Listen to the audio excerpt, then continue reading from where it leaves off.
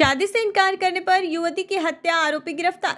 गोड्डा सुंदर पहाड़ी थाना क्षेत्र के तसरिया में शादी से इनकार करने पर एक युवती की जहरीला पदार्थ पिलाकर हत्या कर दी गई। मृतका के परिजनों ने आरोपी अनवर अंसारी 35 वर्ष पर हत्या का आरोप लगाते हुए मामला दर्ज कराया गया था। पुलिस अधीक्षक अनिमेश नेथानी के निर्देश पर एसआईटी का गठन कर मामले की जांच शुरू की गई।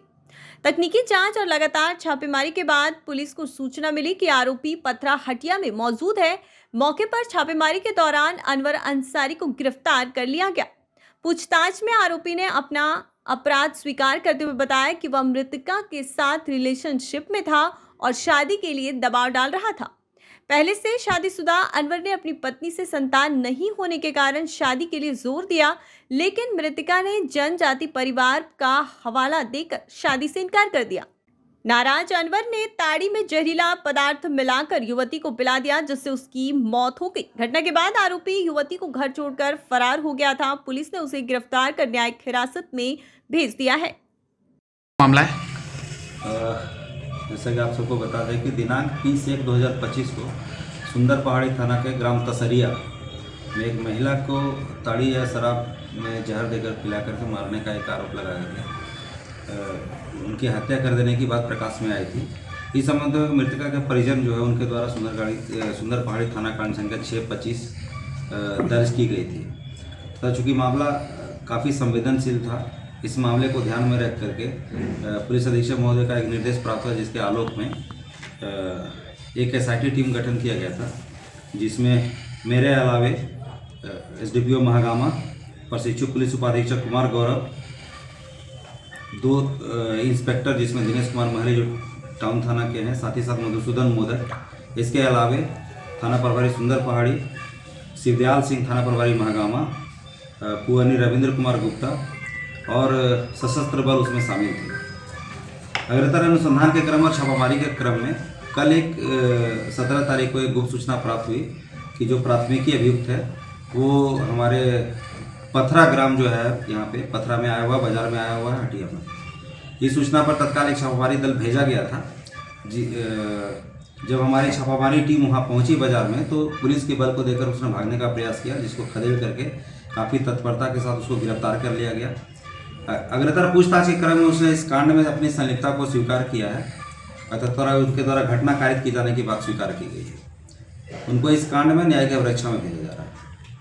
क्या कारण था सर उसका, मतलब इस घटना को? पूछताछ के क्रम में उसके द्वारा बताया गया कि इन दोनों के बीच काफ़ी समय पहले से ही इस तरह का रिलेशनशिप था और पिछले कुछ दिनों से ये है उसके ऊपर प्रेशर बना रहा था कि भाई शादी करनी है।